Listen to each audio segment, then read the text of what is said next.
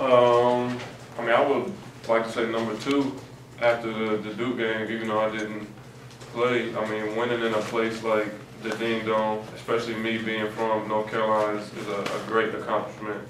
I mean, I won at Cameron Indoor and then not the Ding Dome, so I guess now we need to go take RBC Center when we play NC State later this year. Coach Larnega left you in there with 4 fouls when it seemed, there's still like, at least about 6 minutes left in the game.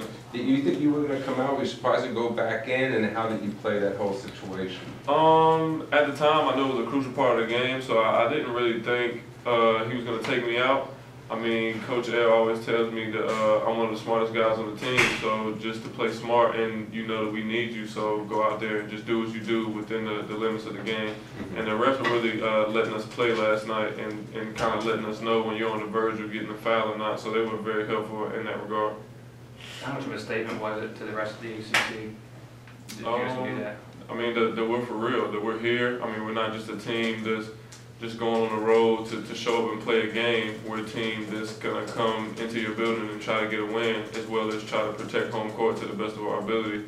So every night that we go out and play these games, we want to play Miami basketball, and we feel like if we go out there and execute our game, playing like Coach L tells us, that we can get a win. Some people say, well, North Carolina, they were not ranked, they lost all these guys in the NBA. It's not as big a deal, but obviously you don't feel that way. I mean, no, definitely not. When it comes to going to somebody else's place, regardless of how talented they may seem or what they look like on paper or what the name of their jersey is, it's a huge win. Like going into somebody else's building and just having the opportunity to play and play in some of these prestigious places, even though they may not have the glitz and glamour that they've had in the past, they're still a very skilled and a very good team, and they're going to make some noise in March as well. What changes have you seen in Kenny since Reggie went down? He seems like an improved player. Just being more aggressive, like just knowing when Reggie went down, me stepping into the starting lineup and him just kind of taking on more of a load and knowing that me and him have to make up for Reggie's production and what we lost from him, as well as the rest of our team. So just, I mean, even talking to him off the court, having a different, more aggressive mindset and just playing smarter because he knows he has to play more minutes and there's a little less room for error. But I think he's done a great job. Last night on the broadcast, I don't know if you heard this, one of the commentators compared you to an old guy at the Y backing down UNC defender. Did you hear about that? Nah, I didn't hear about that. I mean, I've heard stuff about that before. Like my teammates were just telling me, like when they were playing post defense and it just being really easy. But that's just a testament to what we do here and how we have a lot of big guys and we battle day in and day out in practice. And when it gets to the game, I mean, those guys are a little slimmer, so just taking my time and backing them down like Coach has taught me to do, it's really worked out. You seem like you're a bit more protected than you've ever been, Julian. I mean, you're coming off the injury, and people don't know exactly what they were going to get from you, and you've been providing some big contributions. Have you surprised yourself at all in how much you've been able to contribute? I think a little bit. I mean, I thought I would be able to contribute even when others didn't, and that was just a mindset that I had to come back better than I left. But I mean, at the level that it has been, and me just going out there and being relentless on offensive and defensive end and just taking advantage of my opportunities is, I mean, something that every player wants to be able to do. And I mean, I'm happy I'm just able to contribute and help my team get these wins. You obviously were thrown into the fray fairly quickly, just next day. Mm-hmm. But have you, do you feel more comfortable now? How did you feel then? I mean, when did you begin to? I don't think it was really a change in like comfort level. I mean, my teammates and my coaches always had that confidence in me, so I didn't really think stepping into that role that I was like a little timid at all or anything. And being here as long as I've experienced being playing every role on the team, whether it be starting, coming off the bench, or being a reserve where you're not playing as much. So, I mean, just kind of stepping into that role and knowing the situation that it was and being more of a crucial time in the season, I knew I would have to step up. Would you be guarding mainly the big 7-footer for Maryland on Sunday? How are you guys?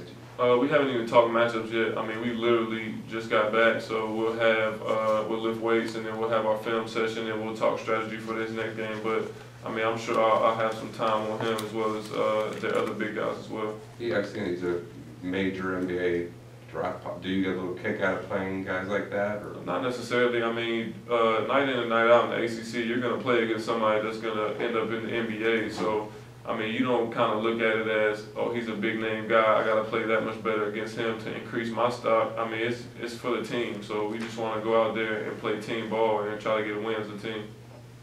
Julian, I'm sorry, I missed the beginning if you already answered this, but what was the mood in the locker room after? Actually, after the game, I talked to some of the UNC coaches because I'm close with those guys, being local. And then afterwards, I did a little radio interview with Joe and Josh on the sideline. And I actually didn't even make it to the locker room by the time Coach had finished talking. I mean, it was just a short little speech, I'm assuming. But once I got back in the locker room, the players that were still in there, like once I walked in, they were all like cheering and excited. So I mean, it was a great feeling. Did you feel like the fact that you guys have so many veterans on the team, that really helps? I mean, they have a lot of these other teams have younger players that are talented, but you guys have been around and seen a lot. Do you think that your age helps you? Yeah, definitely. I mean, especially when it comes to playing conference games and playing conference road games. I think a conference road game may be one of the toughest games on your schedule.